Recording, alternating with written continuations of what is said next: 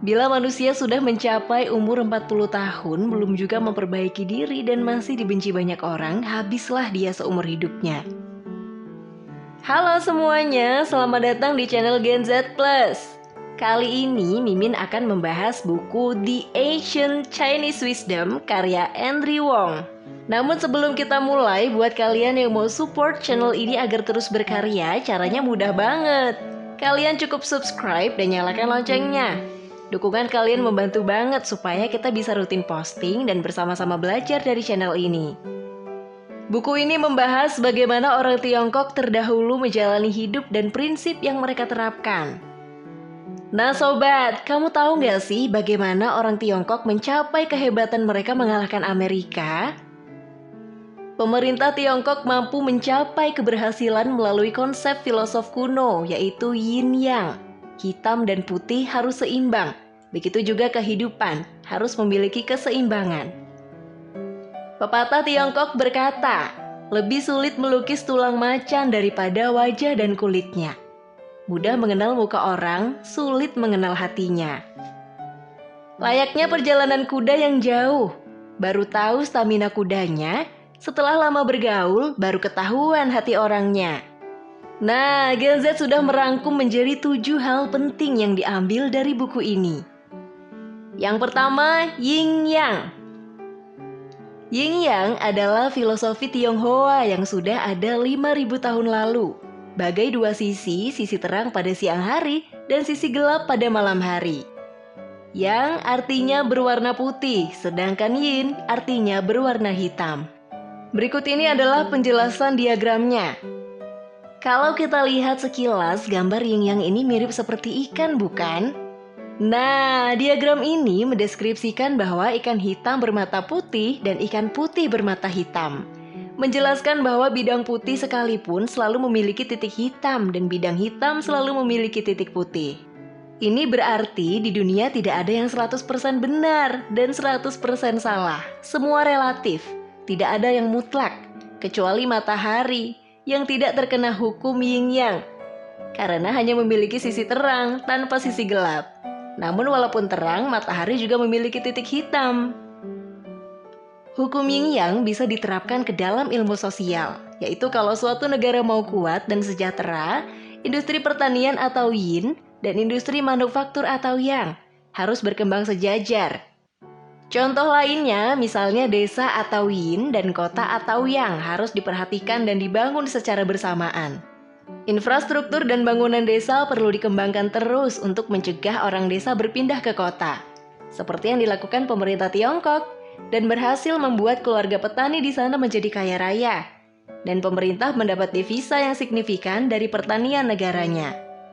Manusia baru bisa dibilang sehat jika jiwa atau yin dan raga atau yang bisa dipelihara serta berkembang seimbang.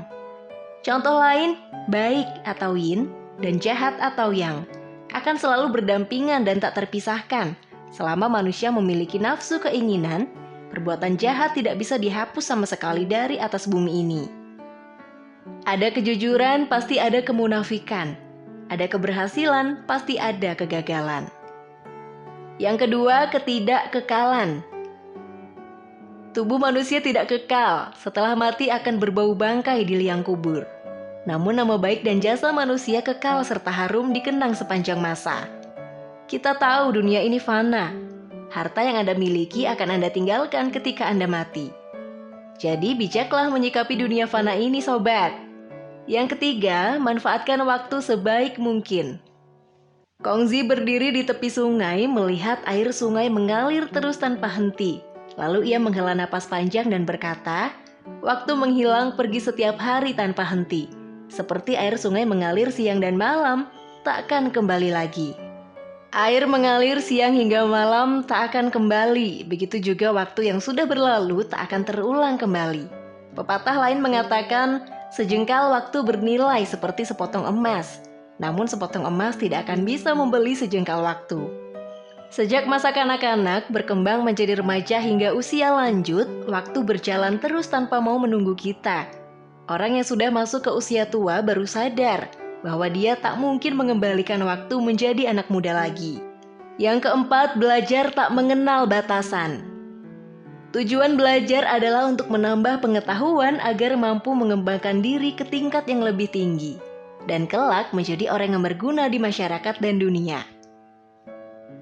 Bahasa Mandarin ilmu pengetahuan adalah Xie Wen, yang mana Xie itu artinya belajar dan Wen itu bertanya. Jadi kalau ingin menimba ilmu pengetahuan, selain harus belajar, kita juga perlu sering bertanya sama orang yang punya banyak pengetahuan. Bila hanya belajar dan tidak suka bertanya, kita tak akan pernah menjadi orang pintar. Pepatah mengatakan, luasnya ilmu pengetahuan ibarat samudra yang tak tampak ujungnya. Hanya dengan belajar terus tanpa henti, kita bisa memperoleh hasilnya. Pepatah lain mengatakan, belajar tanpa dicerna tidak ada gunanya. Hanya belajar tidak mempraktikannya, tidak ada manfaatnya. Yang kelima, yang penting inti, bukan kulitnya. Ada pepatah mengatakan, aku tidak berharap menjadi batu mulia giok. Lebih baik menjadi batu koral yang kuat dan sederhana. Banyak orang bangga menunjukkan identitasnya dengan sehelai baju, tanda pangkat, atau titel kesarjanaan.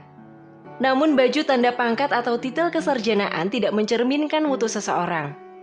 Oleh karena itu dikatakan, yang penting intinya, bukan kulitnya. Yang keenam, nasib dan takdir.